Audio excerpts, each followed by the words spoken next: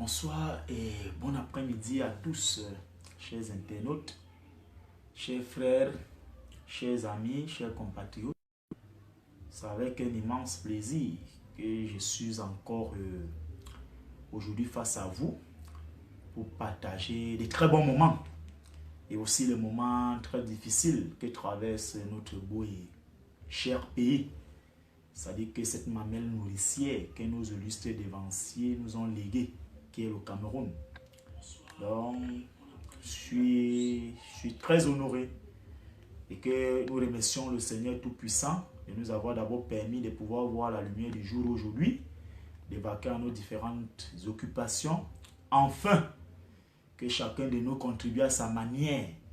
Comment faire pour construire le Cameroun.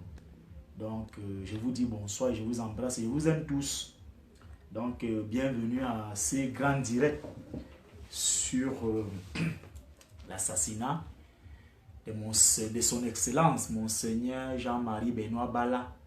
2 ans après, c'est vrai que l'anniversaire de son décès est passé depuis le mois de mai dernier, le 31 mai dernier. Mais j'ai décidé parce que cette nouvelle plateforme est une nouvelle plateforme qui pourra vous permettre, vous qui êtes hors du Cameroun et ceux qui sont dans des coins reculés, qui sont connectés à Internet, qui ont au moins, ne serait-ce que quelques gouttes d'énergie qui vous parviennent de ces côtés, de connaître un certain nombre de choses. Parce que vous savez, notre existence aussi sur Terre, c'est que chacun de nous ne doit jamais se poser la question qu'est-ce que le pays a fait pour lui. C'est ce que vous aussi vous avez fait pour le pays.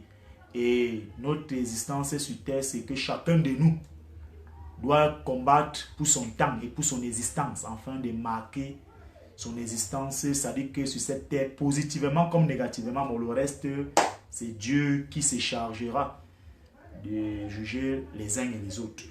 Donc, j'ai choisi ce jour pour vous parler des grands axes. C'est-à-dire que chaque fois que j'aurai l'opportunité et un peu de temps, je choisirai une thématique ensemble avec les frères qui m'accompagnent, afin de revenir sur un certain nombre de choses et l'actualité ambiante. Donc, vous savez, Monseigneur Jean-Marie Benoît Bala était tout pour nous. Il était une vertu, il était un don de Dieu.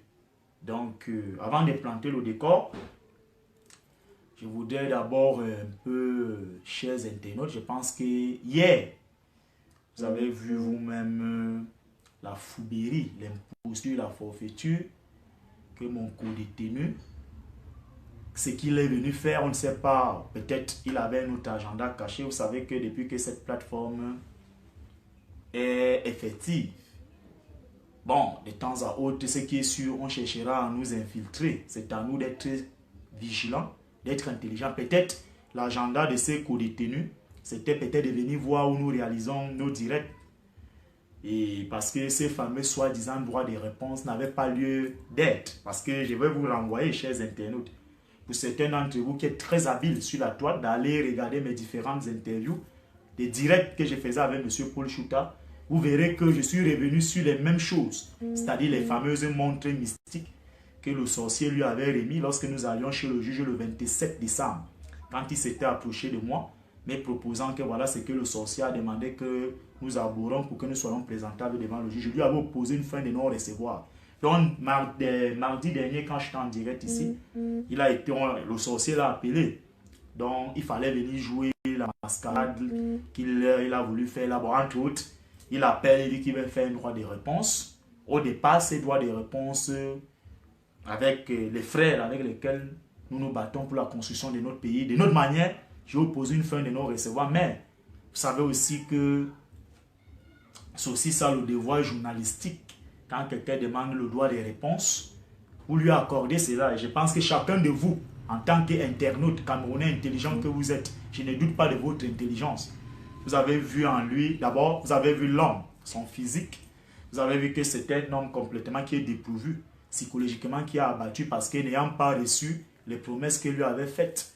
Le sorcier, il est aujourd'hui dans l'indigence absolue, plus ou moins, travaillant dans cette chaîne de radio où il n'est même pas considéré, où le soi-disant patron PDG se moque régulièrement de lui. Vous voyez, quelqu'un prépare une émission, quand il arrive le matin, s'il parle en mal de Seydou Momondoya, parce qu'il faut rappeler que son PDG un membre du conseil de la Ligue régionale de football du sang, donc membre de la Fédération Cameroun de football parmi les délégués.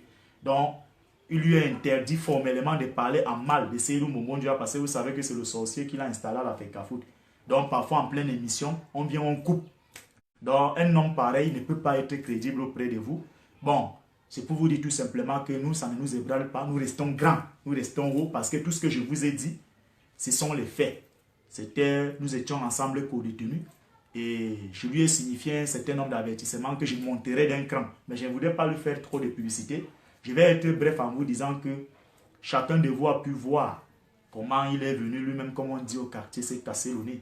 Parce que peut-être vous savez que les conditions de vie dans notre pays, c'est très difficile, chers internautes.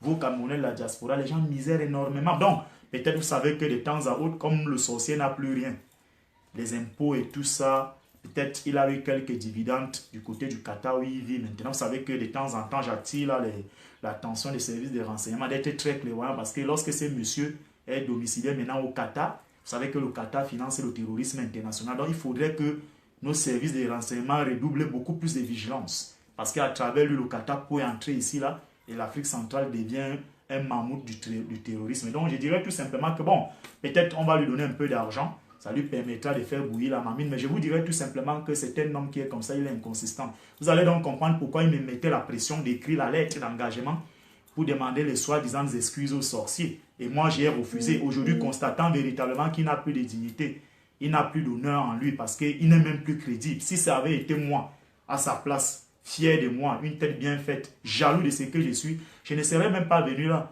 Parce que ce qu'il est venu galéger hier, là, vraiment, ça laisse à désirer. Donc, je voulais vous dire tout simplement que restez serein. Je suis inébranlable. Personne ne peut me bousculer, chers internautes. Ce que je vous ai dit, ce sont les faits. Les montres avaient été envoyées, j'ai refusé.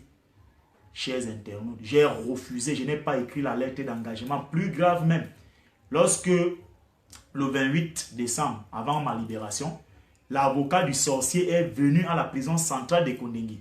Il a rencontré cet indigent, Ndunguru, lui faisant comprendre que comme le juge m'a mis sous surveillance judiciaire, que j'écrive une lettre d'engagement, lui, l'avocat, ira voir le juge afin qu'on assouplisse. C'est-à-dire que les mesures qui avaient été prises contre moi. Quand il est venu, vous savez que j'étais au quartier 3. C'est Issa Ahmed, l'ancien maire de Bafia, qui était venu me chercher, qui est très content de ce que nous faisons, qui est aussi en prison là-bas injustement, parce que il m'avait dit que c'est Kounabi Seke qui l'avait envoyé là-bas, bon, pour les combats là-bas dans l'Omba Minougou. Et alors quand le Ndunguru est venu me dire ça, je suis monté dans une colère noire. Et après qu'il soit parti, c'est comme ça que M. le maire m'a posé la question, qui dit, mais pourquoi ton frère l'avait fait ça? Il ne sait pas qu'on veut vous diviser. J'ai opposé une fin de non-recevoir. C'est pour ça que je suis resté sous surveillance judiciaire pendant 6 mois. Donc c'est un homme qui est comme ça, il n'a pas de personnalité. En plus de cela, la fameuse conférence de presse que le sorcier avait demandé qu'on fasse pour le gratifier d'honneur. Vous savez qu'il aime beaucoup les honneurs. J'avais refusé. Il est allé faire une autre conférence de presse à mon insu avec Nyassa Soleil, dans la radio de Nyassa Soleil, où d'abord à Mondo Vision, il a menti qu'il n'a jamais écrit la lettre d'engagement. Les gens ont fait des captures d'écran, ils ont envoyé ça à coups et pieds au sorcier au Qatar et le sorcier a renvoyé ça à M. Akou et Pied Domingo. Parce que je vous rappelle que M. Akou, qui est un parent à moi, ça avait été lui qui était le médiateur, donc qui était, c'est-à-dire que l'intermédiaire entre le sorcier et nous pour les différentes lettres d'engagement. Et le sorcier avait envoyé la lettre, cette capture d'écran, en écrivant là-dessus qu'est-ce que ton gars là est sorcier, il nie qu'il n'a jamais écrit la lettre d'engagement. Donc c'est un homme qui est comme ça, il est ondoyant et divers, parce que vous comprenez décidément que derrière ça, il y avait un agenda, c'était des intérêts occultes. Mais moi, je suis, comme vous me voyez là, je suis entier. Ça, je vous dis ça, je suis comme mon défunt papa, que ça plaise aux gens ou pas. Je suis comme ça, c'est ma nature. Je ne me compromets pas. J'assume mes convictions. Même si ça va me valoir ce que ça va me valoir, je suis responsable. Donc, ce que je vous ai dit, ce sont les faits. Donc, tout ce qu'il est venu jacasser, qu'a là hier, ce n'était que du plaventrisme. C'est que le professeur Monon Diana appelait l'œsophage. C'est-à-dire que les problèmes intestinaux. Quand vous avez les problèmes d'estomac, ça dit que c'est, il faut vivre, c'est les problèmes de subsistance. Et moi, je n'ai pas ces problèmes. J'ai d'autres problèmes, mais pas les problèmes basiques là. Donc, chers internautes, c'est un homme qui est comme ça. Le but, c'était de venir voir là où nous faisons des directs, d'exister aussi sur notre page. Bon, entre autres, vous-même, vous allez vous faire une idée. Vous avez vu le faciès de l'homme, vous avez vu sa posture, vous voyez que ça projette ce que ça projette. Donc, il ne peut que déteindre, comme ça dit que son existence est physique, c'est aussi comme ça que sa naïveté, son ignorance peut être perceptive. Donc, je peux que vous dire ça. Moi, je suis une tête bien faite. J'ai fait de très bonnes humanités. Vous savez, il est originaire de l'Est. C'est pour ça que vous allez voir que c'est l'une des régions les plus sous-scolarisées de notre pays. Donc, il y a peu de têtes bien faites qui sortent de ces côtés. Donc, chers internautes, restez tranquilles. Je ne suis pas ébranlé. Nous allons continuer notre travail. Nous aimons notre pays. Ce monsieur a voulu compromettre ma vie. Il a voulu la détruire. Je suis resté debout. J'ai perdu mon enfant. Mais je vous ai dit ce que je vous ai dit. Donc, le reste là, ce n'est que bavardage. Toutes ces choses-là existent. Ce n'est pas moi qui ai créé les histoires où son fils Spinoza est venu dans la tanière de U17 harceler les autres sexuellement. Et les enfants entraient en érection lorsque vous dormiez avec lui. Vous êtes en train de rêver on est en train de vous sodomiser. Ce n'est pas moi qui avais demandé à la maman de Jean-Marie Dongou de m'appeler que quand son fils est parti de la Funde Sport pour aller à Majorque, l'enfant avait les couches de nuit. Donc aujourd'hui, Jean-Marie Dongou est où? Donc, chers internautes, je termine par là en vous disant que notre sport roi qui est le football, qui n'était que le seul parti politique qui ne nous divisait pas, où on ne savait pas si tu es Bamileke ou tu es ceci, cela. La prise en otage de ces footballs, c'est tout simplement parce que c'est l'un des milieux où on retrouve le plus des indigents. Et le politique au Cameroun s'y infiltre là-bas parce qu'on veut venir chercher de nouvelles proies qu'on va abuser sexuellement. C'est pour ça qu'à un moment donné, ils se sont aveuglés. Ils ont voulu laisser libre cours aux sorciers. C'est pour ça que vous avez vu l'histoire Utopia, cette agence des managérias. Ça dit que la stratégie, c'était que pour que vous fassiez partie de Utopia, on doit portionner votre prime à 70% et on vous initie au FM, franc-maçon, et on vous sodomise pour vous vider de vos substances énergétiques. Où est encore la Funde Sport? Ça n'existait plus parce qu'on s'est servi des énergies de ces enfants pensant qu'on devait rester éternellement au niveau du sommet. Mais le temps de Dieu n'étant pas le temps des hommes, Satan peut vous donner avec la main droite. Il fait semblant de vous mettre à l'étoile, mais après il vous retire ça par la main gauche. Donc la seule recette et la seule voie de réussite, c'est Dieu Tout-Puissant. Donc moi, chers internautes, ne vous alarmez pas. C'est comme ça le prototype des Camerounais. L'ennemi du Camerounais, c'est le Camerounais. Et vous allez voir que c'est un homme qui a 50 ans. Quand un homme ne peut même pas respecter son âge, il ne peut même pas crédibiliser son existence sur Terre, vous-même, vous devez vous interroger. C'est vrai qu'on peut vous dire que la prison affecte. Il y en a certains que ça radicalise, comme moi, comme Paul-Éric Kingé. Ça nous rend encore plus fort quand vous êtes là injustement. Donc je vous dis, chers internautes, ce monsieur est venu faire ce qu'il est venu faire là. Il voulait exister. Il a été infiltré là, mais il ne saura plus comment faire pour revenir. C'était même la dernière fois. Donc je vous dis, continuons le combat. La balle a été remise au centre. Maintenant, ça a l'arbitre de voir s'il pourra redonner à nouveau le coup d'envoi. Donc, chers internautes, moi, je reste égal à moi-même. Égal à moi-même. Continuons la construction de notre pays. Donc, nous n'allons pas trop nous attarder sur ces messieurs parce qu'il n'est pas crédible. Ce n'est pas quelqu'un de crédible. Il a écrit la lettre d'engagement.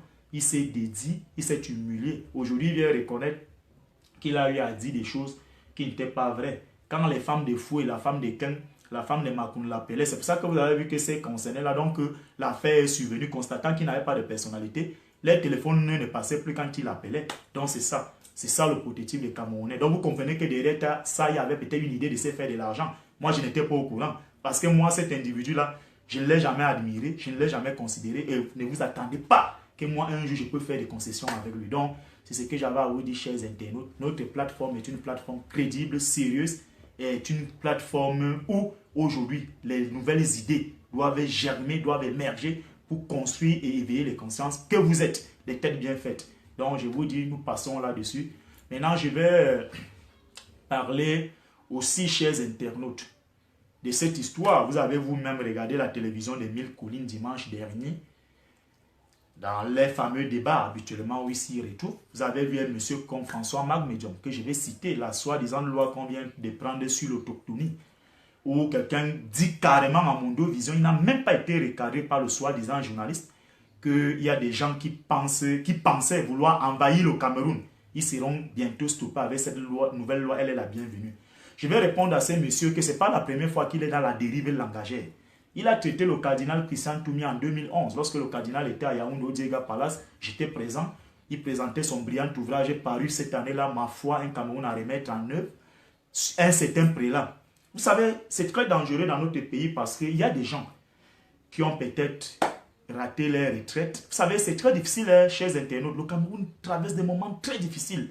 La misère est croissante. Les difficultés au quotidien, si vous n'êtes pas mentalement fort, si vous n'êtes pas mentalement bien préparé, vous allez vous retrouver en train de vous dédier, de vous compromettre. Et vraiment, ça fait mal. Ça fait mal parce que, bon, un homme comme ça qui se prévaut, entre guillemets, d'être un intellectuel, qui a soutenu une soi-disant thèse de doctorat où aucun étudiant ne fait de recherche sur ça. Elle se retrouve dans les annales de l'estime, mais personne ne va jamais la lire sur les silences présidentiels.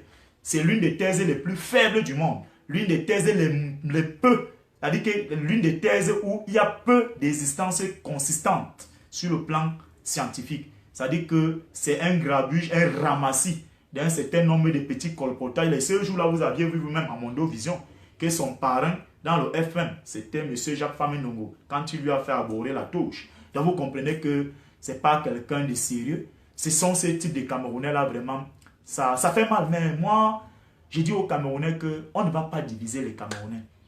On ne va pas vous diviser. Tant pis pour ceux qui vont accepter de se diviser, vous resterez à la traîne. Parce que nous, on avance. Moi, tous les Camerounais sont mes frères. Je ne connais pas que tu es anglophone ou tu es bamileke. Tous les Camerounais sont mes frères. 95% de mes camarades de classe sont les bamileke. Vous avez compris, chers internautes.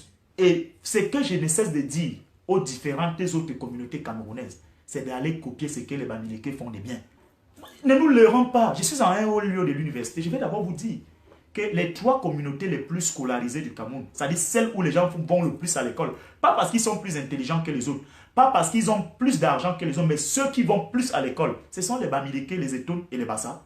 Maintenant, ce que les autres doivent faire, c'est d'aller tricher ce qui se fait de mieux chez les Bamileke.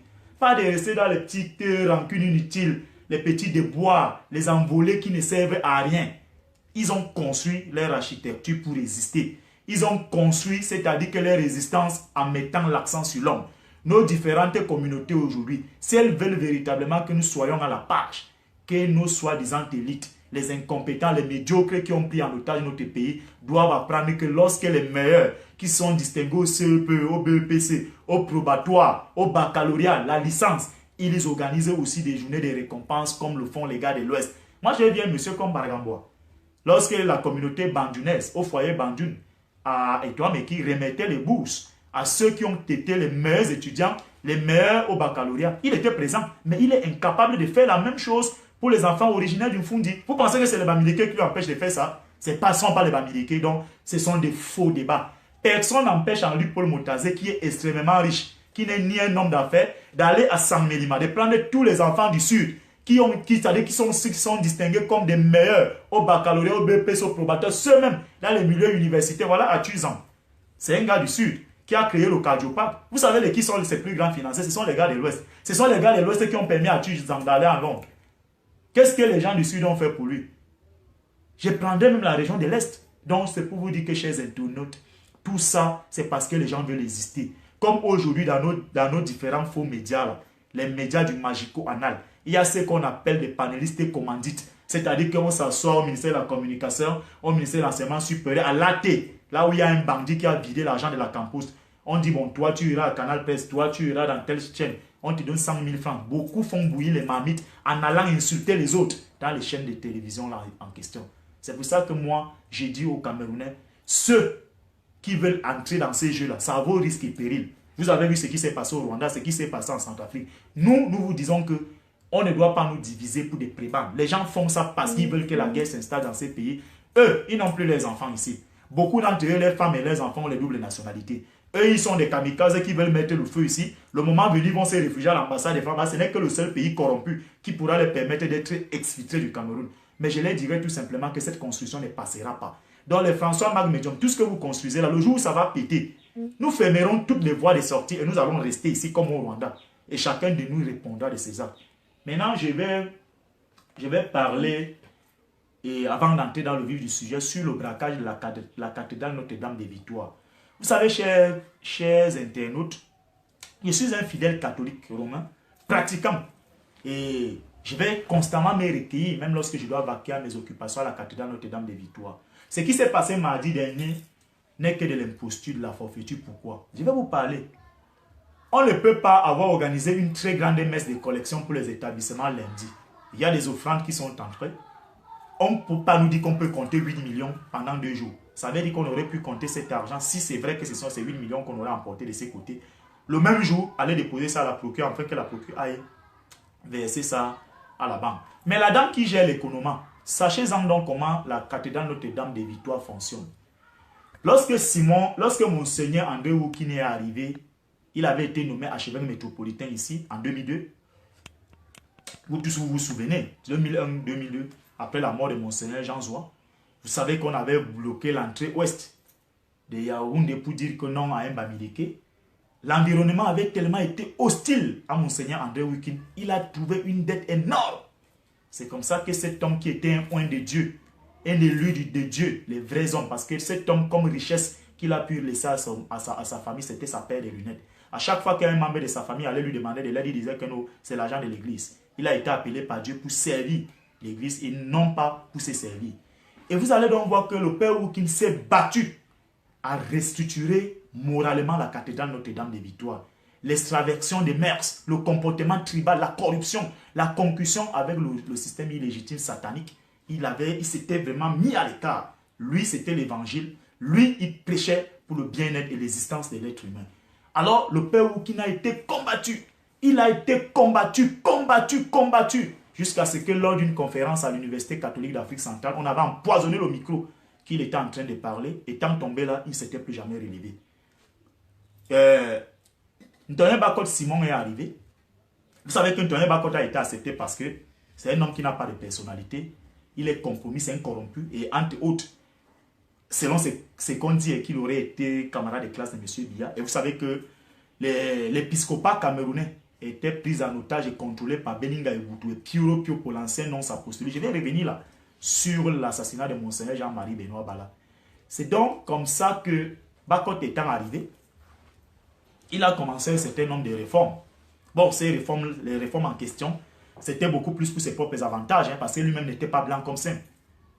Et c'est comme ça que les réformes en question ont débouché sur un idéal très simple. C'est-à-dire quoi? La cathédrale étant un lieu qui est tellement ouvert. L'ancien directeur de cette cathédrale, Xavier Antoine-Marie Evouna, qui est actuellement le recteur du sanctuaire marial d'Insimalem, était aux États-Unis. Étant rentré des États-Unis, il a ramené les caméras. Il a estimé pour lui que la cathédrale étant un lieu qui est tellement ouvert, où il y a beaucoup d'insécurité, il serait souhaitable qu'on puisse installer les caméras de surveillance afin de contrôler les mouvements, les vases et biens de tout un chacun. Il ne voulait pas contrôler les prêtres, mais il était tout simplement question de préserver la cathédrale d'un certain type de comportement. Alors, le père Evouna, Jean-Marie, qui est le recteur du sanctuaire marial de Simalène, quelqu'un de probité morale inattaquable, un grand homme d'église, il a travaillé là-bas. Vous savez aussi que c'est un moine. Il a grandi au monastère, donc de temps à autre, il aimait se renfermer afin de pouvoir travailler. Et quand Bakot a été débarqué pour ce que vous connaissez là, que je vais revenir sur ça, sur Monseigneur Jean-Marie Benoît Bala, on a nommé Jean Barga, leur ami à eux, administrateur apostolique avant qu'il ne soit confirmé comme archevêque métropolitain de Yaoundé. Il est revenu avec Xavier Atanas Olomo, qui avait été chassé des milieux de l'église parce que il était au petit séminaire de Mbalmayo. Il avait été chassé et excommunié de là pour pratiquer de pédophilie. C'est comme ça que Olomo est ramené et il est nommé recteur de la cathédrale Notre-Dame des Victoires. Il arrive, il supprime les caméras de surveillance. Entre autres, lorsque Jean Barga nomme le personnel diocésain, c'est-à-dire que l'administration de l'archidiocèse de Yaoundé, sur les 100 personnes qui administrent l'archidiocèse de Yaoundé, il y a 85 éonos. Le reste, maintenant, on a réparti ça avec les autres tribus. Et un jour, j'ai été frappé par une image, chers internautes. Il y avait une dame de l'Ouest qui avait une boutique. On vendait les lunettes là-bas. Il y avait beaucoup d'autres objets sensibles pour la santé de l'être humain. Il a fait entrer tout un catépia qui est venu démolir ça, demandant à cette dame d'aller installer ça à Bafoussam parce qu'il est temps que la cathédrale revienne aux chrétiens. Pourtant, elle-même, elle était une fidèle qui cotisait. Elle payait sa dîme chaque semaine et chaque mois. Ça avait gêné tout le monde. Il a instrumentalisé encore un autre truc. Vous allez voir tous les jeunes qui vendaient tout le long à l'intérieur de la cathédrale, là, les œuvres de piété et les sacrements d'église. Ces enfants sont persécutés c'est-à-dire que jour pour jour. Parfois, il appelle le délégué général à la Société nationale, il parle le patois. On envoie les escouades de policiers là-bas à Ouara d'Intimiévouna comme ça. Et ce qui s'est donc passé mardi dernier, c'est que si ces caméras de surveillance étaient véritablement fonctionnelles, on devrait aujourd'hui savoir qui sont derrière ça. Ceux qui sont derrière ça, c'est qui? il faut demander l'argent des fidèles à Jean Baraga, au Lomo, et sa nièce qui gère l'économie, celle qu'on a trouvée là le matin, qu'on dit qu'on aurait ligoté, qui dit là-bas, selon ses dires, elle dit que ces gens ont voulu tirer sur elle. Un a dit que non, ce n'est pas elle qu'on voulait, c'est Olomo qu'on voulait. Posez-vous la question de savoir pourquoi Olomo a voyagé à la veille. Donc, chers internautes, c'était de l'entourloupe, c'est de la mascarade ce qui s'est passé à la cathédrale Notre-Dame des Victoires. On doit nous dire pourquoi Olomo avait débranché les caméras de surveillance que le père l'abbé Antoine-Marie Evuna avait installé pour sécuriser, pas pour sécuriser les prêtres, mais sécuriser la cathédrale pour voir les vases et biens les uns et les autres.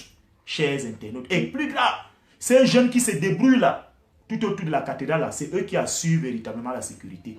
Parce qu'il y a vraie insécurité à la cathédrale de Notre-Dame de Victoires. Moi qui vous parle, en 2012, j'allais composer les NAM.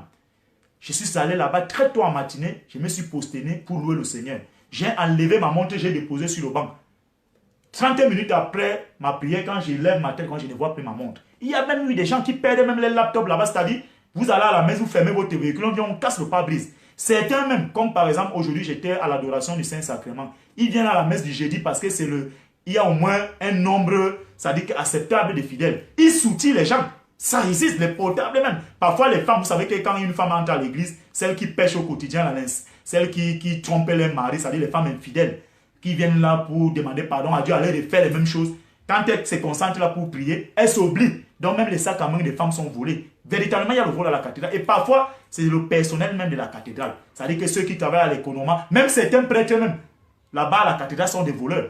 Ils ne sont pas sérieux parce que vous savez que le métier de la prêtrise aujourd'hui, les gens ne viennent plus là parce qu'ils sont appelés par Dieu. Donc c'est pour vous dire que ce qui s'est passé là, si les services de renseignement, les enquêteurs veulent vraiment faire leur travail, vous allez voir que la main de Olomo existe là. Parce que toutes les filles qui se sont succédées comme gestionnaires de l'économie sont ses soeurs, ses nièces, ses cousines. Ce sont que les étonnes qu'il met là-bas. Donc on doit nous dire comment les gens collectent l'argent.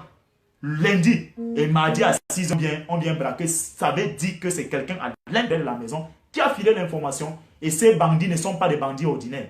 Ces bandits se trouvent à l'intérieur de la cathédrale, chers internautes. Donc, voilà des choses comme ça que nous ne devons pas accepter dans notre pays. Les gens vont venir vous dire, oui, les gens ne craignent plus Dieu, ils viennent même voler dans la maison de Dieu. Mais quand vous avez tout désacralisé, un pays où il n'y a plus de morale, où un homme peut aller avec un homme, où un homme peut prendre son coq, il fait la zoophilie avec, où un homme peut prendre la chèvre, il encule la chèvre. Vous pensez que c'est quoi? Vous voyez des gens qui ramassent l'argent dans les caisses de l'État, ils affament d'autres Camerounais. On se retrouve aujourd'hui qu'on n'a pas de dialyse, on n'a pas de plateau technique, on n'a rien. Nos hôpitaux sont des mouroirs.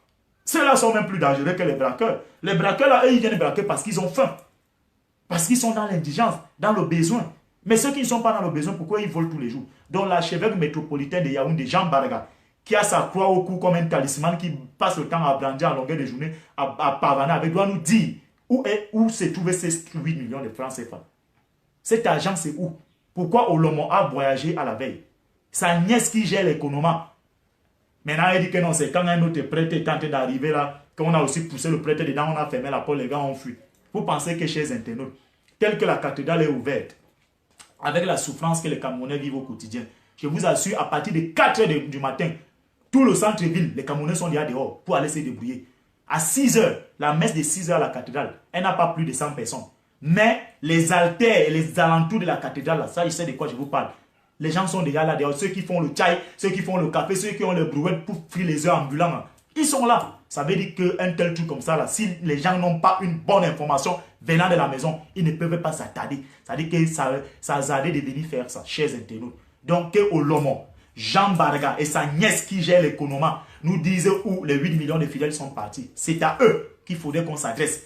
Que les gens arrêtent de faire ce qu'ils sont en train de faire là, ils racontent des histoires. Le père l'abbé Antoine-Marie Evuna a installé les caméras là-bas. Vous allez voir, chers internautes, certains qui sont à Yaoundé, rendez-vous à la Grande Maria Lancy-Marine.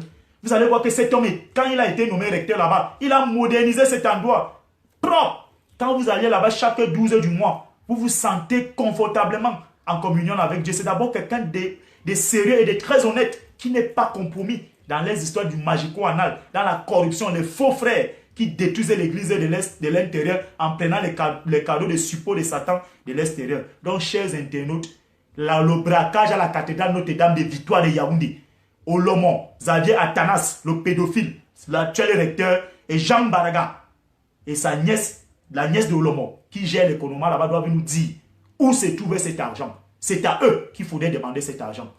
Maintenant, chers internautes, je vais terminer en vous disant que le milieu ecclésiastique camerounais est très dangereux. Très, très dangereux. La traîtrise, la médisance, la calomnie, les empoisonnements, c'est eux. Notre église est fractionnée aujourd'hui parce que, chers internautes, il y a aujourd'hui deux courants à l'intérieur de l'église catholique. Le premier courant, c'est quoi? C'est ceux qu'on présentait être les mauvais évêques. Le cardinal Toumi, Samuel Cléda, le feu Dieu de Nebo Mix, et Suya Fontaine, l'archevêque de Bamenda, et un certain nombre de les bons évêques, c'est Monseigneur Adalbert Ndjana, Christophe Zoua, Jean Baraga, Xavier Atana Solomon. C'est-à-dire que les gens qui gèrent les intérêts occultes, qui sont là pour damner les esprits des fidèles. C'est pour cela que, chers internautes, aujourd'hui, vous devez savoir la vérité de l'assassinat de Monseigneur Jean-Marie Benoît Bala. Vous savez, les gens peuvent faire des choses dans le noir. Je peux tuer quelqu'un ici, là où je suis là. Je me dis que je suis seul. Ça ne sortira jamais. Même le rideau va aller me trahir. Même le mur. Même un jour inconsciemment comme ça autour d'un pot. Je vais me perdre en conjoncture et je vais lâcher ça. Pour que vous sachiez qui était Monseigneur Jean-Marie Benoît Bala. Monseigneur Jean-Marie Benoît Bala était un grand serviteur de l'église. Un oint de Dieu. C'est quelqu'un qui a gravi toutes les échelons avant d'être consacré évêque. Il n'a jamais usurpé. Il n'a jamais été un imposteur. Il n'a jamais été un falsificateur d'un certain nombre de choses. C'est un homme qui a toujours été rationnel, droit dans ses bottes. Et il s'était toujours opposé viscéralement et radicalement contre la pratique de la pédophilie et de l'homosexualité. Ça veut dire que chaque fois qu'il faisait ses homélies, il ne cessait de le marteler en attirant l'attention des fidèles que seul le plus grand salaire et la plus grande récompense qu'un fidèle puisse avoir, c'est le travail. Et que la reconnaissance et la gloire doivent revenir à Dieu. Chers internautes, Monseigneur Jean-Marie Benoît Bala était déjà sur l'œil du cyclone. Il faut le rappeler. Pourquoi? Parce que Monseigneur Jean-Marie Benoît Bala remplace Monseigneur Athanas Bala. Je vous ai dit que moi, je suis né à la cathédrale Saint-Sébastien. En fait, à l'hôpital Saint-Sébastien de Bafia, qui n'est pas très loin de la cathédrale Saint-Sébastien de Bafia. Et je vous avais dit que ma venue au monde était très compliquée parce qu'il fallait assez de sang à ma maman pour que je vienne au monde. Et les deux personnes qui sont proposées de donner le sang à ma mère, c'était Monseigneur Athanas Bala, paix à son âme, et mon bon bouquet, il portait son nom. Donc, quand Monseigneur Athanas Bala prend sa retraite en 2003, il s'est fait remplacer par Monseigneur Jean-Marie Benoît Bala. Quand Jean-Marie Benoît Bala arrive au diocèse de Bafia, je vous assure, il continue dans la même lancée. C'est-à-dire que la construction de l'homme, la valeur ajoutée qui est l'être humain, l'existence, qu'est-ce qu'il pourra laisser à la postérité. Alors, il y a eu donc des comportements déviants qui avaient commencé déjà à se chuchoter parce que les milieux d'église, ça bavarde beaucoup. Comme dans le milieu des artistes, le milieu des intellectuels, le milieu des footballeurs. Parce que là-bas, on va beaucoup dire que l'église, c'est un truc hermétiquement qui est fermé, c'est un truc très vicieux où on parle peu. Mais je peux vous dire, à l'intérieur, les complots qui sont ourdis contre les uns et les autres, ah mais mon Dieu, c'est très grave. Parce que je sais de quoi je vous parle, j'ai été au séminaire, moi j'aurais pu être prêtre. Parce que Monseigneur Athanas Bala s'était proposé de payer mon cursus, mais j'avais refusé. Pourquoi? Parce que je n'étais pas appelé à faire ça. Mais il faut être vrai. C'est ça qui tue notre pays aujourd'hui. Les gens vont embrasser ce qui n'était pas prédestiné à faire. C'est vrai, on va vous dire que c'est le chômage, mais on ne s'amuse pas avec Dieu. On ne fait pas la roubladise avec Dieu. Avec Dieu, il faut être vrai. C'est clair. Moi, j'avais dit à mon père Athanas Bala, mon père, moi, je ne devais pas me retrouver un jour en train de tirer quelqu'un avec sa croix au cou parce qu'il s'est mal comporté. Parce que si moi, j'avais été ordonné prêtre, je n'accepterais jamais que les gens comme Jean Baraga comment se comportent à côté de moi. Avoir un comportement autre. Donc, par mesure de prudence, il ne faut donc pas aller salir ou provoquer Dieu là-bas pour qu'il soit foudroyé. Donc, j'ai préféré faire autre chose, faire des grandes études après d'attendre la récompense de Dieu. Donc, Monseigneur Jean-Marie Bala, étant arrivé là-bas, il a prescrit presque à tous ses collaborateurs travail, efficacité, rendement, compassion, écoute du fidèle. Il a redynamisé le diocèse de Bafia. L'administration était très bien structurée. Bosseur, il partait du bureau à minuit, 23h. 23h minuit. Alors, le recteur qu'on avait tué, le recteur Ndjama, avait constaté que la plupart des enfants qui faisaient les études au petit séminaire avaient déjà changé le comportement. C'est-à-dire, vous savez, au séminaire, quand vous êtes au séminaire, l'un des premiers critères, c'est que vous n'avez même pas grand-chose à faire. En dehors de faire vos études, vous faites des études, vous vous levez le matin, vous priez, vous allez à l'école, vous rentrez, vous mangez. Vous êtes bien. Et oui, il y a donc ce qu'on appelle les bienfaiteurs, c'est-à-dire quelqu'un qui peut décider d'être ton bienfaiteur, pour être ton parrain, pour te payer les études et t'accompagner jusqu'à ta consécration. Alors, le père Ndiama, le recteur, avait donc constaté qu'il y avait un écart de comportement. Les séminaristes dormaient, rentraient tard. Certains d'entre eux étaient toujours absents. Alors, c'est comme ça qu'il va donc dire à Monseigneur Jean-Marie Benoît Bala. Et Monseigneur Jean-Marie Benoît Bala de lui dire que, monsieur le recteur, prenez vos responsabilités, rendez-moi compte, lorsque vous aurez déniché, qu'est-ce qui amène ces séminaristes de se comporter de la sorte. C'est donc comme ça que le père Jean-Marie Ndiama dormait tardivement. Il espionnait les gars. Les gars rentraient avec des buildings, des grosses voitures. Ils viennent à Yaoundé, ils viennent se faire sodomiser par certains pontes du régime qui étaient leurs parrains. Ils rentrent avec des... C'est-à-dire que beaucoup de choses, les plastiques, bien les yaourts, ils entrent. Il a commencé à voir des gars qui n'arrivaient pas même à payer les pensions, mais ils avaient déjà les grosses voitures. C'est comme ça qu'il les infiltre. Et certains d'entre eux passent aux aveux.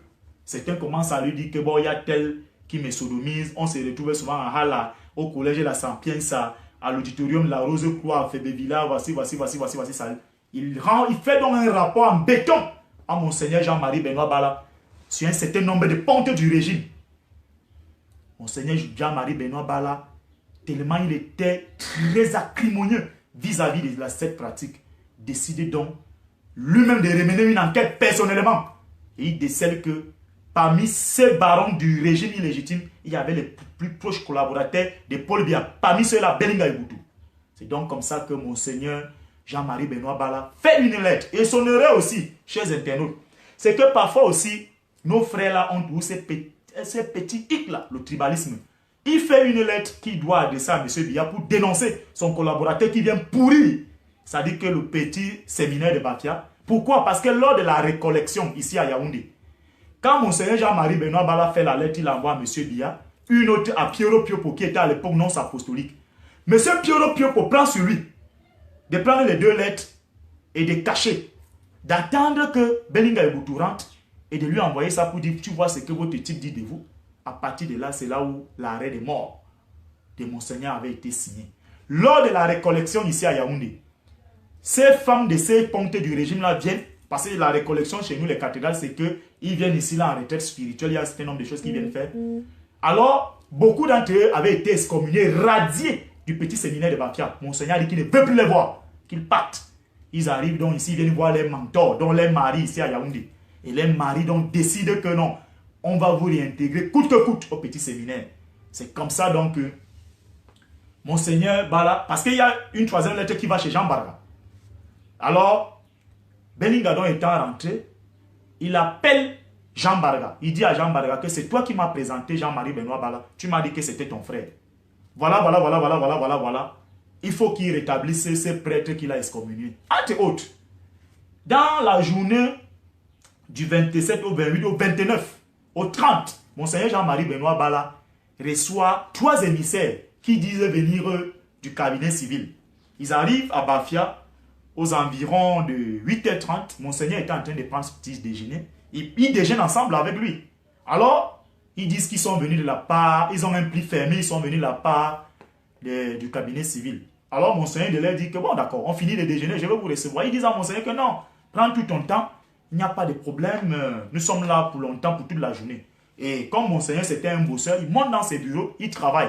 À pareille heure comme ça, à 17h30, il décide donc de les recevoir. Il les reçoit dans ce qu'on appelle le parloir. C'est comme ça dans les milieux ecclésiastiques qu'on appelle le lieu de réception, le parloir. Ils vont s'asseoir là-bas. Alors les gars lui disent qu'ils sont venus de la part du directeur du cabinet civil parce qu'il y a un certain nombre de décrets que le Monseigneur a eu à prendre. Et ils ont reçu des instructions de lui dire qu'il faudrait qu'il revienne sur ces décrets. Chers internautes, vous savez ce que Monseigneur Jean-Marie Benoît Bala a répondu à ces assassins de l'escadron de la mort. Parce qu'entre eux, c'était des gars des escadrons de la mort. Ceux qui sont spécialisés pour assassiner. En réalité, c'était des faux émissaires. Ils sont venus là-bas parce qu'ils voulaient regarder, c'est-à-dire que le plan du diocèse de Bafia, comment ils devaient venir le prendre, comme ils sont venus le kidnapper. Alors, Monseigneur a répondu à ces derniers que il a souri. Il a dit, mes chers enfants, mes chers chrétiens, il dit, il y a deux choses qui peuvent faire en sorte que je revienne sur mes décrets, ma conscience et Dieu. Une personne lambda, je ne le fais pas. Il a dit vraiment, pour tout le respect que je vous dois, pour tout le respect que je dois à votre commissionnaire, allez lui dire que je ne reviens pas sur ces décrets. Ils sont rentrés le 29, le 29 là. Le 30, c'est pour ça que vous avez suivi le gardien du diocèse, vous avez de l'archidiocèse de Bafia, vous avez dit qu'il y a un monsieur qui était arrivé là-bas dans une voiture fumée, une grosse voiture comme ça, noire, grande état, c'était Beninga Eboutou. Lui-même, il est venu là-bas, il a rencontré Monseigneur a dit « Niet ». Alors, après qu'il soit parti de là, c'est là où Monseigneur a été kidnappé. Monseigneur a été kidnappé à l'intérieur de l'évêché, chers internautes. Il a été cagoulé, il a été transporté dans la voiture de l'escadron de la mort. Son véhicule, un des escadrons de la mort, est monté à l'intérieur. Et la mission qu'on avait assignée à tous les postes de contrôle sur la route de Bafia, c'était qu'on doit seulement laisser passer ces cortèges. C'est comme ça que vous avez vu, que vous savez que ces assassins de la CEMIL ou des services de la CEMIL, c'est des illettrés. C'est là que vous avez vu qu'ils ont écrit mal son nom. Ils ont écrit mal son nom. Bala, ils ont écrit mal. Ils ont écrit très mal. On est arrivé avec Monseigneur jusqu'à Hala. Arrivé même là-bas, il a toujours refusé de renoncer. Parce qu'un vrai chrétien, comme je le suis, même si vous avez la Kalachnikov sur la tempe, et que vous savez que ce que vous êtes en train de faire là, ça dit que vous êtes dans votre bon droit. C'est une mort sacrée. Le Seigneur vous reçoit avec deux mains. Monseigneur a opposé une fin de non-recevoir. C'est donc comme ça que l'homme a donc décidé que bon, l'autorité a déjà été tellement bafouée. Je ne sais quelle autorité. La preuve est qu'il est mort, on a baladé le corps d'église en église. On a refusé ça partout. C'est comme ça qu'on va donc avec Monseigneur à l'intérieur du collège de Saint-Pierre, à Bastos. C'est là-bas où Monseigneur commence donc à subir, mes chers internautes, la torture. Je vous dis la torture. On a émasculé copieusement Monseigneur. Ils l'ont brutalisé, tabassé. À un moment donné, on lui montrait comme ça au téléphone que tu vois comment on te cherche, non? Monseigneur a subi.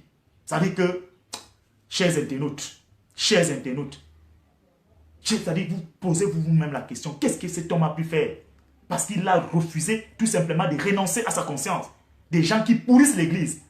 Ils ont torturé Monseigneur.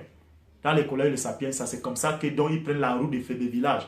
Pour ceux qui connaissent là où est situé l'auditorium de la Rose-Croix, tout juste en bas comme ça, il y a une belle village. C'est là où Monseigneur a donc été assassiné. Quand Monseigneur, ils sont arrivés là-bas avec Monseigneur, quand Akonga et Somba avaient parlé d'un sacrifice à l'Holocauste, c'est ça. Ils ont ligoté Monseigneur, comme ça. Et le premier organe qu'ils ont mutilé dans le corps de Monseigneur, ils ont recueilli son sang, ils ont bu. C'était ses organes génitaux. Chers internautes, ils l'ont sodomisé. Ils ont tiré une balle au niveau de sa tempe gauche ici, là. Ils l'ont copieusement émasculé. Et rendez-vous compte, chers internautes, c'est qu'on on a voulu nous faire croire que les faux médecins légistes, quand on essaie d'où ils sont venus, vous disiez que oui, la noyade était la piste la plus exploitable. C'était faux. Chers internautes, il y a des indices. Un évêque ne se sépare jamais de sa croix pectorale. Même quand il dort, il a ça sur son cou. Vous avez vu quand on avait repêché le corps de Monseigneur avec sa croix.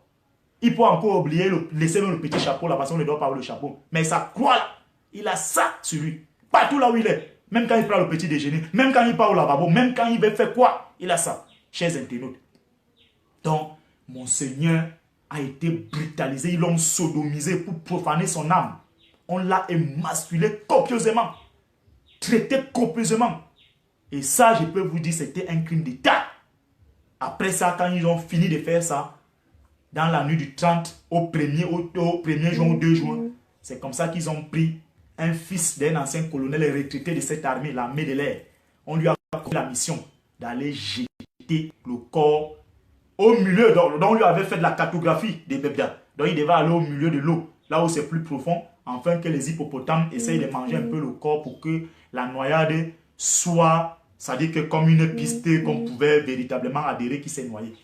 C'est donc comme ça que vous savez qu'un crime n'est jamais parfait. C'est pour ça que je vous renvoie d'aller lire le brillant ouvrage de Léger Tiga, Monseigneur Jean-Marie Benoît Bala, un crime trop parfait.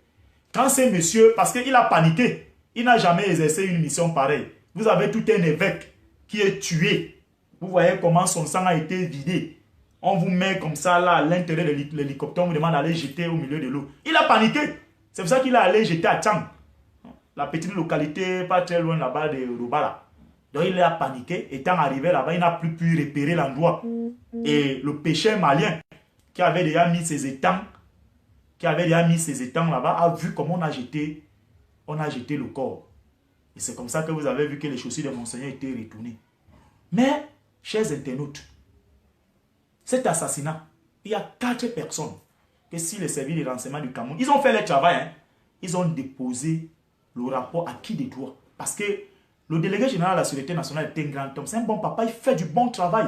Il avait redemandé une deuxième enquête. Mais comme Belling a été impliqué, on a essayé de faire pression, là, on dit machin, jusqu'à ce qu'ils ont monté d'autres évêques contre les autres. Ils ont utilisé les suppôts de Satan, comme les Christophe Zoua, pour être les médiateurs auprès du courant de l'aile dure de Cléda. Mais ah oui, à un moment donné, vous savez que chez nous, quand l'idée nous dépasse des mètres, on met la tribune, on a commencé à dire que non, c'est un 2 de 0 d'eau. Vraiment, qu'est-ce qu'un nordiste à y voir? C'est comme ça que ça se comporte chez nous. Quand on n'a pas d'argument. Alors, avant ça, Jean Barga appelle Monseigneur. Il dit, je suis devant ton portail. C'est quand Monseigneur sort de ses appartements qu'il est kidnappé. Oui, oui, oui. Contrairement à ce qu'on vous a fait comprendre que non, c'est sa femme, une dame en Mendon qui l'aura appelé. C'est faux. C'est Jean Barga qui avait émis l'appel là. Je suis devant ton portail. C'est pour ça que vous avez vu dans les différentes interviews de Monseigneur Samuel Cléda, il avait dit, Monseigneur avait reçu le coup de fil de quelqu'un de très important. Cléda était un homme sage, un homme très assidu. Il sait ce qu'il dit. Il sait comment positionner ses mots. Chers internautes. C'est ça. C'est comme ça qu'on a kidnappé Monseigneur. Oui, oui, oui, oui. Alors le péché malien a vu. Il a tremblé. Parce que s'il avait, on avait même repéré le péché malien, on l'aurait tué. La preuve qu'on l'a même tué, puisqu'après on n'en a plus entendu parler de lui. Il est où? On vous avait dit qu'il y a un chef d'État qui lui avait gratifié de 500 000. Mais en ce qui concerne l'hélicoptère, c'est aussi l'équivoque qu'il faudrait lever très rapidement. Retenez-le qu'au Cameroun, il n'y a qu'une seule personne, chef des armées, qui est Paul Biya, qui autorise à ce qu'un hélicoptère puisse décoller. Donc, ça a été un crime d'État. Les gens connaissent les uns et les autres ce qui s'est passé. Donc maintenant, chers internautes, revenons pour dire tout simplement que Monseigneur Jean-Marie Benoît Bala a été assassiné.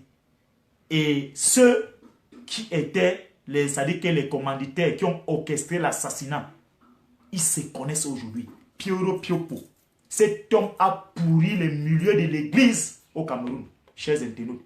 70% des évêques qui ont été promus, sans aucun rendement, sont ces gars qui appartenaient à cette écurie du magico-anal que Belinga Ibutu, Piero Piopo, avait organisé dans l'église catholique. C'est pour ça que vous avez vu, même la démission de Bakot, malgré que lui-même n'est pas exempt de tout reproche, ça a été orchestré. Les Onambele Zibi, les Belinga Ibutu, ils ont monté un certain nombre de journaux comme repère.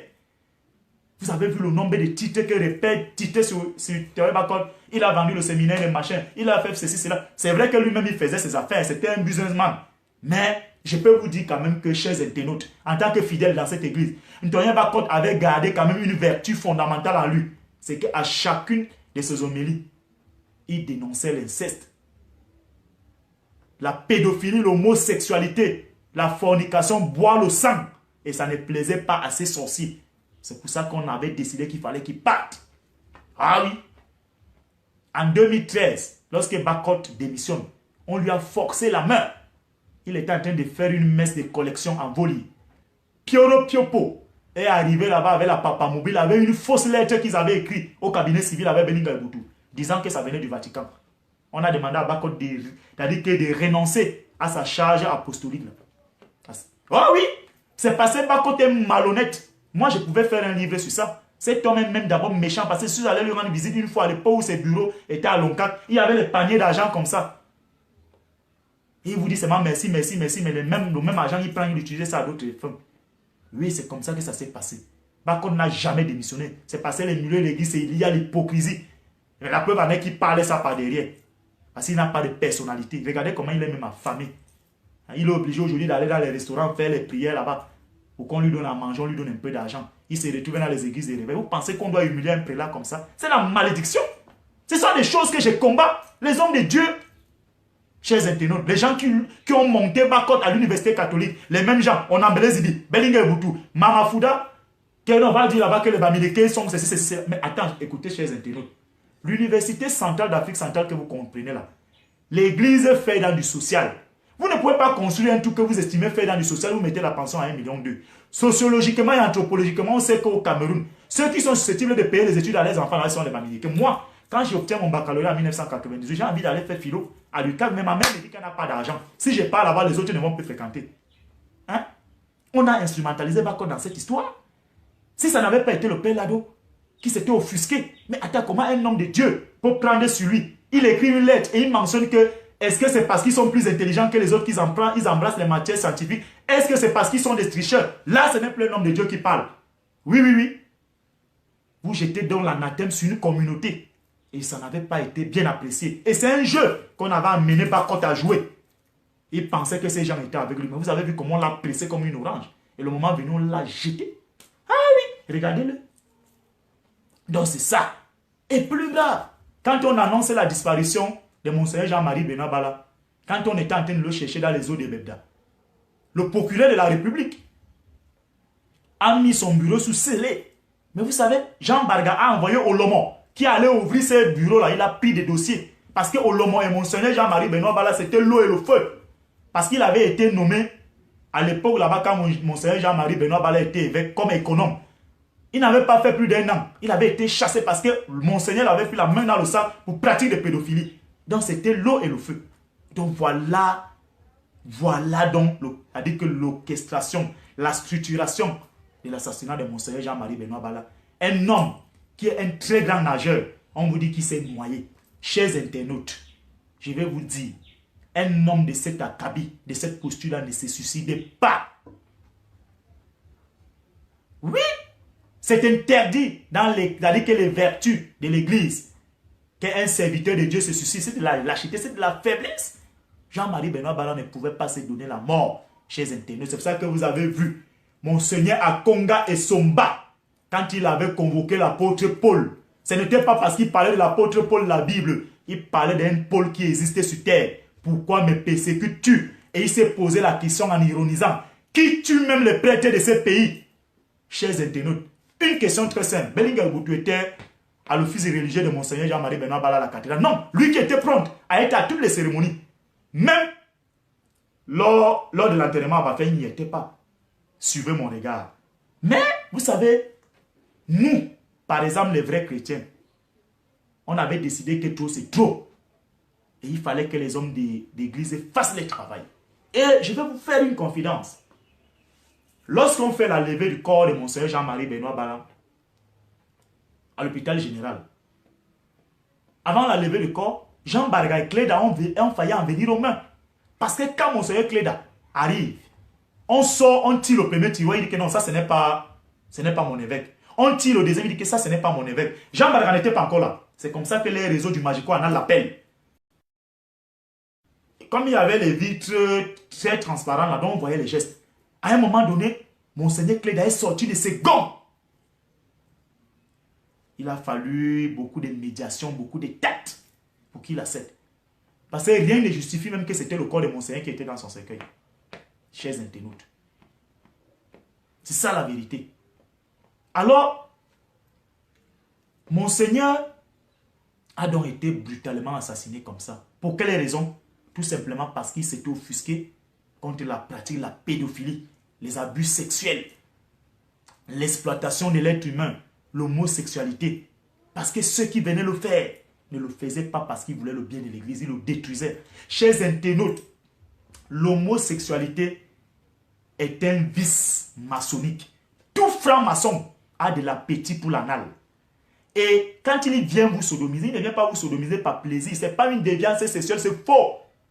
Il vient vous vider de vos énergies. Parce que l'être humain a une veine en lui qui est très vitale, qui est, c'est-à-dire que la couloir de transmission entre le cerveau et la moelle épinière, on appelle ça le kundalini. C'est au niveau du rectum anal. C'est ça que les francs-maçons cherchent pour se charger. Quand ils vous pénètrent, ils ont des incantations qu'ils font, des récitations qu'ils font. Quand ils vous pénètrent, ils vous vident de vos substances et vous devenez, c'est-à-dire que un projecteur d'énergie pour eux. Ça veut dire que si vous allez coucher avec votre femme et qu'elle est chargée spirituellement, quand elle vous charge, vous revenez, ils vous bombardent. Ah oui, c'est ça. C'est ça les frères maçons.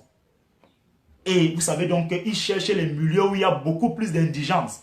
Le milieu du journalisme, le milieu du sport, les milieux artistico-politiques et les milieux religieux. C'est là-bas.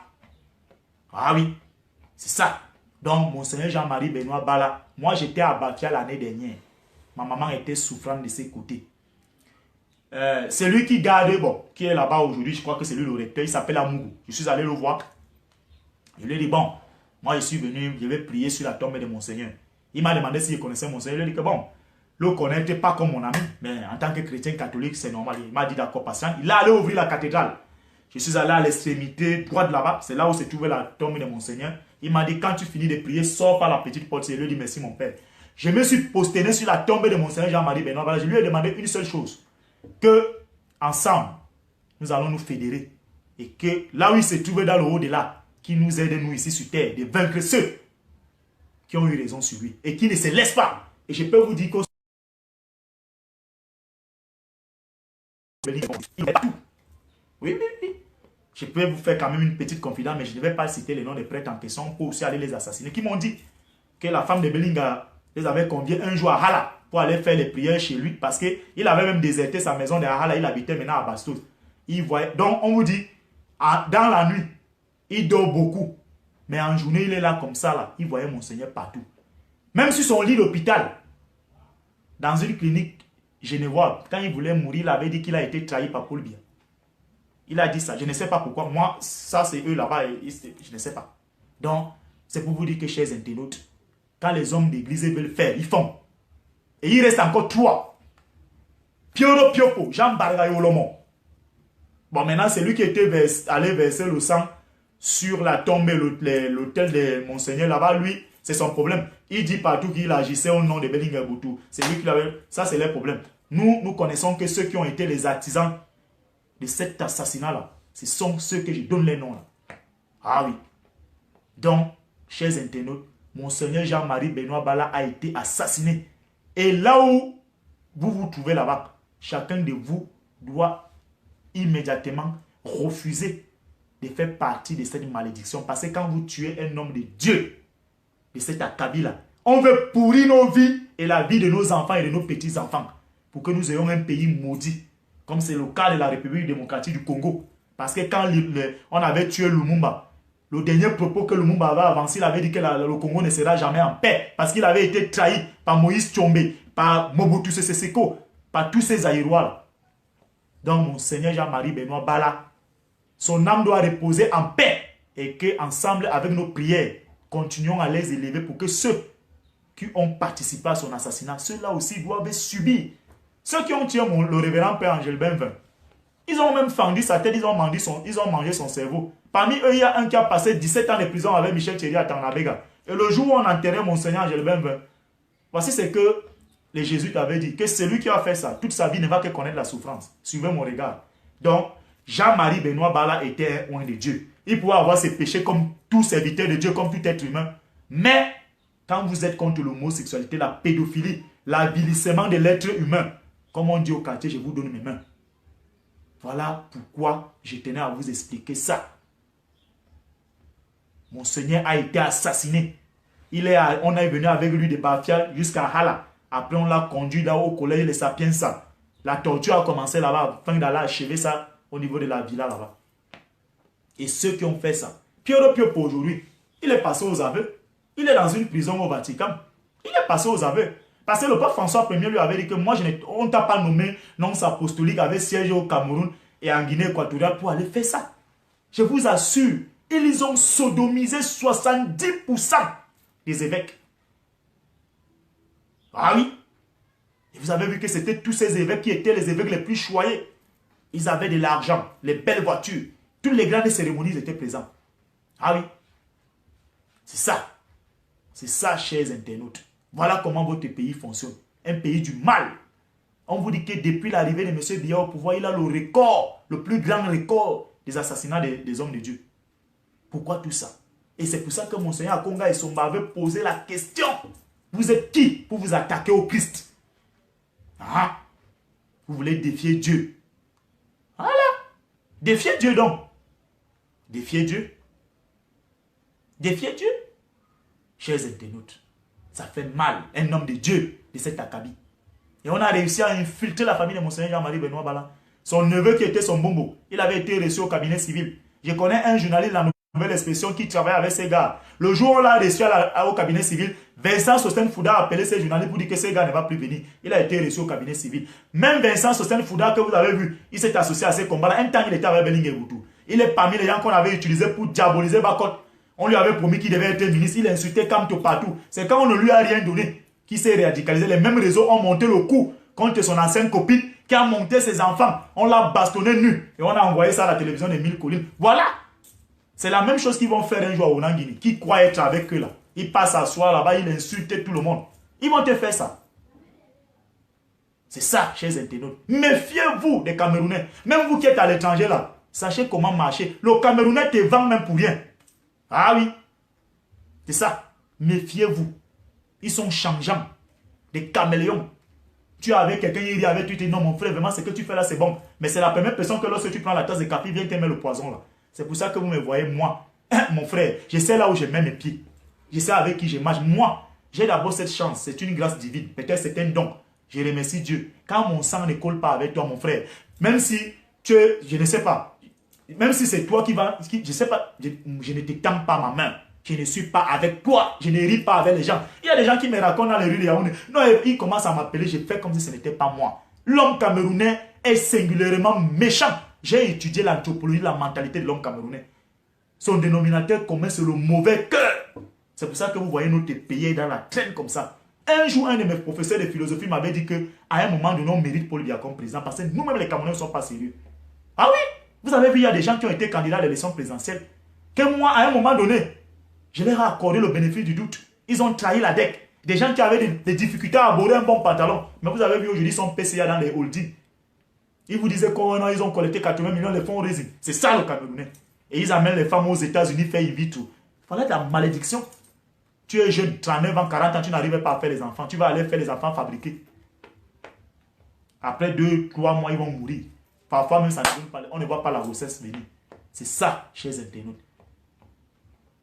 Notre pays, c'est ça, c'est la méchanceté, le mauvais cœur. Les gens se plaisent de voir les autres souffrir. Ils font assujettir les autres. Ah oui, on va corrompre les magistrats, ils lancent les mandats d'arrêt. On vous persécute. Voilà le Cameroun. On se plaît de voir les autres souffrir. Et la finition de ça, c'est quoi? C'est qu'on va déteindre sur une guerre civile où les règlements des comptes seront terribles. Et nous sommes en train de nous acheminer vers là. Vous avez vu hier, à Bamenda, on a massacré 6 policiers. Et les gens sont là tous les jours, ils disent qu'ils sont jusqu'au boutiste, qu'ils ramèneront la paix par une victoire militaire. Ils courent dans les sacs. Parce que ce qui se passe à Bamenda là, c'est quelque chose qui a été conçu idéologiquement. Et nos frères anglophones ont dit que même s'ils vont rester deux, les deux là vont défendre ça. Et qu'on monte et qu'on descend, on va s'asseoir autour d'une table. Et on va décider de transférer le pouvoir à ces deux régions. Qu'on le veuille ou pas, tournons comme le tourbillon. Les élections là seront reportées. Organisez ça, vous verrez. Donc, chers internautes, Monseigneur Jean-Marie Benoît Bala était un oint de Dieu, un grand fils de ce pays. C'est ce type de prélat, comme le cardinal Christian Toumi, comme Samuel Cléda, comme Cornelius Essuya Fontaine, l'évêque de Bamenda. Voilà les vrais hommes de Dieu. Oui, ils peuvent avoir l'air dérapage, mais c'est des hommes qui mettent l'homme au centre. Je vais vous dire, un prêtre, le principe sacro-saint que le Seigneur lui assigne, c'est d'être le porte-voix de sa voix. Le prêtre doit d'abord être contre l'injustice. C'est ça. Ah oui, mais regardez l'archevêque métropolitain de Yaoundé. Il roule carrosse, il a 4 voitures. A-t-il 4 mains pour les conduire? Non. Fait-il quoi avec? Mais tout juste à côté de lui, vous avez les enfants de la rue qui sont là. Pourtant, c'est son devoir en tant que serviteur de Dieu, parce qu'il y a un budget pour ça, de resocialiser ces enfants-là. Ils ne le font pas.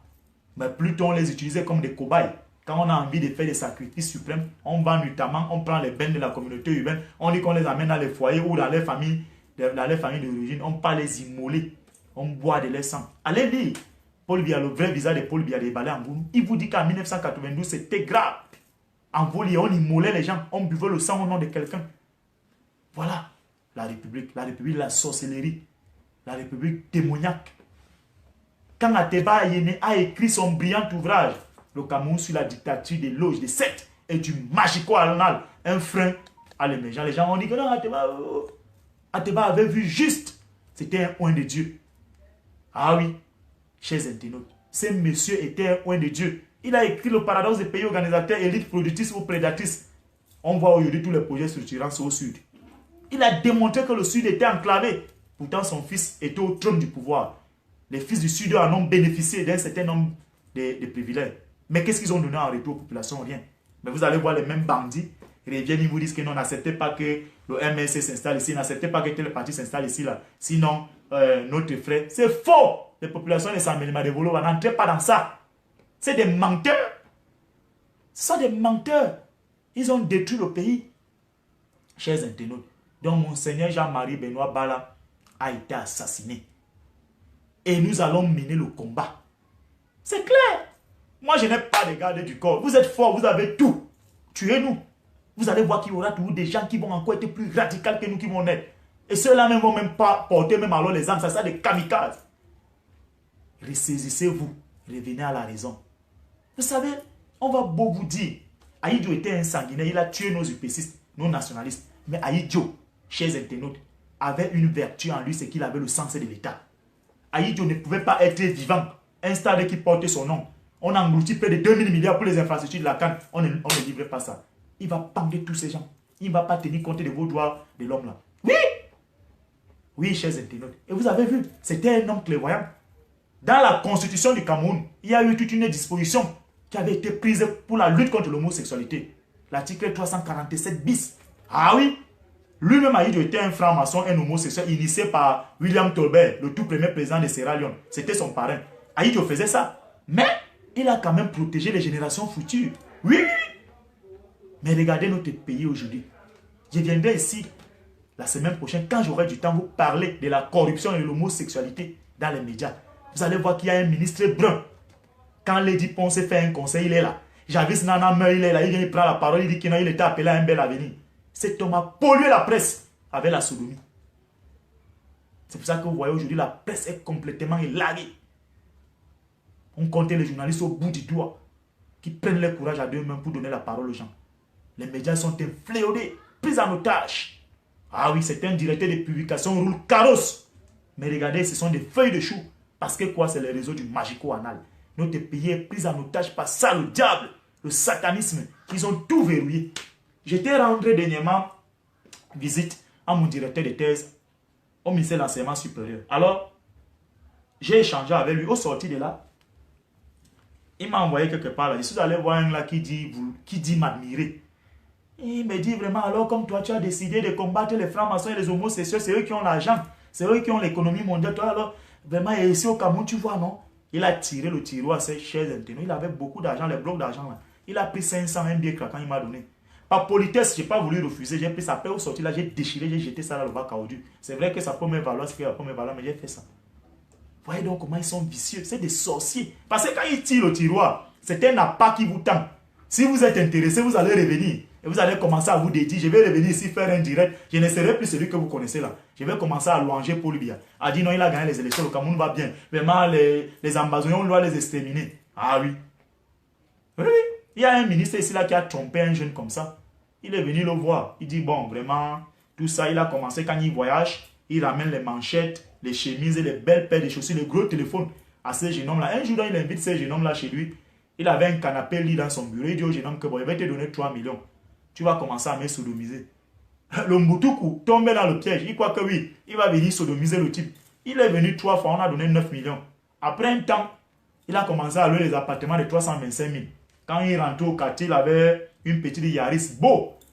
Il rentre, on l'appelle président. Il fait les achats à Maïma, à Casino, à Bricolus. Après un temps, le type lui dit que bon, je t'ajoute 6 millions, non 9 millions maintenant. Moi, je te donne 9 millions, c'est moi qui te sodomise.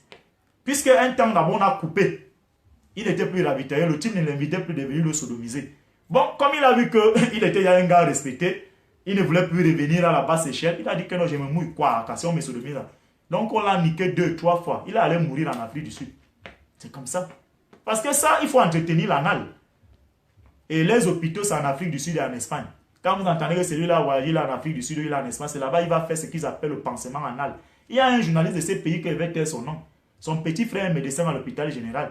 Un jour, son petit frère lui a dit que mon grand frère, tu sais pourquoi je ne mangeais plus la viande? Son grand frère lui a dit non. C'est parce que je vois des choses. Tous ces gens que vous voyez là, avec les vestes, vraiment, quand ils viennent faire le nettoyage anal à l'hôpital général, je vois les anus qui baignent les sangs. C'est pour ça que j'ai perdu le goût de la chair rouge. C'est ça votre pays. C'est pour ça que vous voyez qu'on peut tuer les gens à Bamenda, 13 000 morts. Vous voyez des gens viennent avec les yeux rouges. En conférence de pays, vous disait que quand tu vas se retrouver dans le village de Si, je savais. Voilà les gens là. Ils sont comme des fous. Le sang qu'ils boivent. Mais Tutu Sedouala l'a dit dans Méditation des prisons. Page 57, chapitre 11. Il vous parle d'un sacrifice d'un être qui vous est très cher. La consommation d'un verre de sang frais humain. Il dit l'homosexualité est un combat nocturne, un tapis volant qui vous envoie dans l'ancestralité. Il a dit. Et vous connaissez qui est Tutu Sedouala. Vous allez aller relire au Cameroun de Paul Biya, de Fanny Pigeot, paru en 2011. Même chose, où on vous dit que un immeuble est bétonné, mais on voit un chat qui tombe la mort dans les bureaux de certains ministres. Oui, vous lisez et balez en Gounou le vrai visage de Paul Biya, 100% Paul Biya, le cauchemar de ma vie. Ateba le magico anal au Cameroun, sur la dictature de l'ODC du magico anal. C'est ça. Voilà votre pays. Et qui a amené ça ici au Cameroun? C'est lui pour le jour-là. Ce jour-là, il est venu ici avec la soutane comme un missionnaire. Et la mission à lui assigné par l'administration française, c'était de venir sodomiser les chefs traditionnels de tout le Cameroun. Mais les seuls chefs traditionnels des tribus qui ont refusé, c'était les Etones, les Bamileke, les anglophones. Ils ont refusé de s'avilir. Les autres chefs traditionnels ont prêté le flanc. Ah oui, au jour-là. Et il a bousillé 80% de notre élite. C'est pour ça qu'il nous a germé cette malédiction. Il ne s'est pas seulement arrêté au Cameroun. Parce que les trois pays homosexuels d'Afrique francophone où l'homosexualité d'État existe, où on a vilé les gens, on a assujetti les gens, il y a le Gabon, le Cameroun et la Côte d'Ivoire. Ah oui, c'est ça. Voilà en quoi on a réduit l'Afrique. On prend des fous comme ça, on va les initier à la grande loge maçonnique de France, au Grand Orient de France. On les trompe que non, si vous êtes chef d'État, si vous êtes secrétaire d'État, vous êtes ceci dans vos pays, c'est nous. C'est faux. Et ils transportent des milliards. Ils vont verser là-bas. Donc vous allez vous inculturaliser dans les choses des autres. C'est pour ça que le père Gilbert me disait que lorsque vous embrassez les cultures des autres, vous ne pouvez jamais vous développer. Vous êtes aliéné mentalement. Les Angélibin, c'était des visionnaires. On l'a tué en 95. Ils ont fendu sa tête. Ils ont mangé son cerveau pensant qu'ils allaient être intelligents comme lui. C'était impossible. Les gens comme Douala Moutoumé, qui était ministre de la Justice à cette époque, il a scellé le secret de Monseigneur Angel Benvin. Agbo Tabi, chancelier de l'université de Yaoundé 1, il a refusé les hommages académiques à Monseigneur Angel Benvin. Voilà. C'est le seul pays au monde, chers internautes, où dans nos soi grands lycées qu'on appelle l'université, on n'enseigne pas les savants. Achille Mbembe n'est pas enseigné dans nos universités. Mongo Betty, Jean Makela, Eboussi Boulaga, Maurice Kamto, Luc Sinjun, on n'enseigne pas ces gens-là. Cléda n'est pas enseigné dans nos universités. Klokadina Toumi. Ah oui. Mais allez voir ce qu'on enseigne. C'est pour ça que vous constaterez aujourd'hui que la jeunesse camerounaise là, est mal formée contrairement à la jeunesse sénégalaise, nigérienne, ghanéenne. Ah oui, parce que les contenus des enseignements sont vides. On a beaucoup plus libéralisé que les gens vont s'asseoir dans des amphis, ils ramassent les masters. Mais le contenu dans la tête là, c'est vide. Regardez, dans les Orange, les MTN, les Camtel, les jeunes filles qui se font recruter là-bas. C'est le droit de cuissage, la pharotocratie, la sexualité du canapé. Celle-là, quand elle vous libère même un SMS, mais mon Dieu, ça vous laisse à désirer. Elle vous dit, j'ai un master 2 en gestion et comptabilité. Elle vous écrit fin, la famine avec FIN. Voilà. C'est ça. Et c'est eux que vous allez voir, ils sont devant là, Camtel, partout là, avec les talons, les mèches brésiliennes. C'est pour ça qu'il faut féliciter mon Koulou Mondo, même si aujourd'hui il est comme il est. Quand il est arrivé à la CNPS après le départ de Montazé, il a constaté que la masse salariale était supérieure au budget de la CNPS. Il voyait les gens plein peu partout. Après, il a fait venir des experts en informatique. Il a dit aux gens que même si tu as eu le CEP au Bangladesh, je voudrais que chacun de vous vienne ici là maintenant avec son diplôme. Il y a eu des gens qui vous disaient qu'ils vont venir avec les diplômes demain là, ils sont partis. Voilà. Voilà votre république. Et c'est cette république là que nous ne voulons pas. On veut un Cameroun où on ne va pas regarder les gens que tu es du Nord. Tu es anglophone, non. Un Cameroun où, si tu es susceptible de nous hisser à la nouvelle donne, à la nouvelle gouvernance mondiale, des Camerounais bien formés en informatique, des Camerounais qui sont compétents dans chaque domaine. Quand on lance un concours, on n'a pas besoin de parler d'équilibre régional. Si il y a une région qui est faible, elle reste dans sa faiblesse. Tout ce qu'on doit faire, c'est que l'État central doit permettre en sorte que tous les enfants du Cameroun soient égaux sur le plan de la connaissance. C'est ça. Ah oui. Vous allez voir qu'il y a telle région, là où quelqu'un a 8 de moyenne, il est admissible à l'ENAM. On empêche celui qui a 12, 13, 14, parce qu'on dit que non, sa région elle a beaucoup représenté. Quel est même ces pays-là? Nous allons où avec ça, chers internautes? Donc, je tenais à vous parler aujourd'hui de l'assassinat de Monseigneur Jean-Marie Benoît Bala. Parce que cet assassinat a fait du mal à tout le monde. Et ceux qui ont fait ça, vos familles ne connaîtront jamais le bonheur. Ils ne seront jamais en paix. C'est une malédiction jusqu'aux dernières générations. Vous avez fait du mal à un oint de Dieu qui n'avait que pour seul objectif d'évangéliser les oies de Dieu qui sont moutonnés dans un esprit de caporalisation. Donc, Monseigneur Jean-Marie Benoît Bala était un grand homme. Il a été assassiné. Assassiné. Il a refusé de revenir sur ses décrets.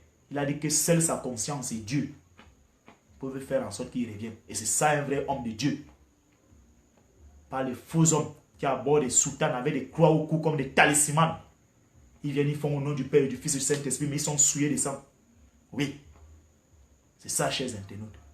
Donc vraiment, je tenais à vous dire cela. Notre pays traverse une situation très dramatique. Toutes les routes sont pourries. La poussière, c'est comme le volcan. Yaoundé sale, ça pue partout, les égouts, partout. Ça ne fait pas honneur à notre pays. Dieu nous a dotés de tout. Donc ces gens ont échoué. Qui laissent des histoires que non, les gens ont pris les armes à Bamenda. Pourquoi ces gens ont pris les armes à Bamenda? Le cardinal Toumi avait dit qu'il y a deux choses qui vont amener la guerre. C'est le tribalisme et les fausses élections qu'on organise. On l'a traité de tous les noms d'oiseaux. Nos frères du nord-ouest et du sud-ouest ne sont pas respectés, ne sont pas considérés. Et ils ont voulu ces des Camerounais aura son mot à dire. Donc, chers internautes, restons en prière, aimons notre pays, disons les choses qui sont vraies, luttons contre les méchants. Ils se revendiquent aujourd'hui d'être des séminaristes, ceux qui sont passés dans les écoles religieuses. Mais est-ce qu'ils prononcent ça? Et c'est ce qu'ils font valoir? Non! Donc, chers internautes, j'ai été ravi aujourd'hui encore d'être devant vous. Nous avons partagé de très bons moments. À chacun de vous, de se faire son, c'est-à-dire que sa propre idée dans mes différentes sorties. Je ne vous dis pas de prendre tout ce que j'ai dit pour mon être content. Vous avez aussi votre manière d'investiguer. Mais je pense que moi, j'ai fait ce que j'ai à faire. Je suis là pour éveiller les consciences. J'ai refusé de me compromettre. J'ai fait partie de ces intellectuels camerounais libres, indépendants, non pas un diplômé. Parce que moi, je suis pas allé m'asseoir pour ramasser les papiers, pour m'inventer. J'ai voulu atteindre le Graal parce que j'ai les modèles sur le plan scientifique qui m'ont fasciné. Un monsieur comme Achille Mbembe, quand j'ai lu ses travaux, l'UPC dans le maquis sud Cameroun, l'Afrique indocile, vraiment, il m'a transcendé. Quand j'ai lu l'urgence de la pensée, quand j'ai lu l'état ailleurs du professeur Luc Signoun, quand j'ai lu la philosophie du Montou, la démocratie des transits, ah oui, le génocide rwandais, l'interrogation des intellectuels africains. Quand vous avez des savants comme le révérend Père Angélbert, que j'ai lu Balafon, le père de la théologie de libération, ce sont des grands hommes. Et je me posais toujours la question qu'il faudrait que je sois comme eux, ou je les ressemble. C'est pour ça que lorsque vous êtes une tête bien faite, vous êtes fiers de vous. Donc, chers internautes, le Cameroun, c'est notre mamelle nourrissée, ça n'appartient à personne. Et tout jeune Camerounais qui est bien formé doit rester serein, sachant très bien que les prochains mois qui arrivent, là, le Cameroun va nous revenir. Personne ne viendra faire le Cameroun sans nous. Ah oui, nous serons prêts. Et nous allons le construire. Les petits vauriens qui sont les premiers agents préfectoraux, les secrétaires généraux des services du gouverneur, là, les tricheurs, les gens qui sont entrés dans l'administration grâce au RMP. RMP, R c'est résécution, M c'est maçon, P c'est PD. Ils vont fuir. Ils vont fuir en Guinée équatoriale, partout au Tchad, là, comme les pères. Oui, c'est des vauriens. Certains même ont rendu les femmes folles. Les fils sont secrétaires généraux des services du gouverneur. Ils viennent aujourd'hui parler à Kantou. Ils disent être les ministres de la communication. Ils ne sortent jamais en public avec les femmes. Parce qu'elles sont folles. Sa femme est folle à la maison. Voilà. Le seul pays où les gens qui se disent être des ministres n'écrivent pas les mémoires. Ils ne partagent pas les expériences de ce qu'ils ont dit faire avec les autres. Donc, chers internautes, je vais devoir me séparer de vous. Je vous aime très bien, je vous embrasse très fort. Et à chacun de vous, soyez comblés et couverts du sang du Christ Tout-Puissant. Et que chacun de vous rentre sans accident, sans difficulté dans son domicile. Et que la paix règne autour de nous. Et que Dieu bénisse le Cameroun. Et que vraiment, si vous aimez ce que je fais et que nous faisons, voilà une plateforme. Je ne suis pas corrompu, je ne veux rien de vous, mais soutenez cette plateforme en prière, en bien, non pas en mal.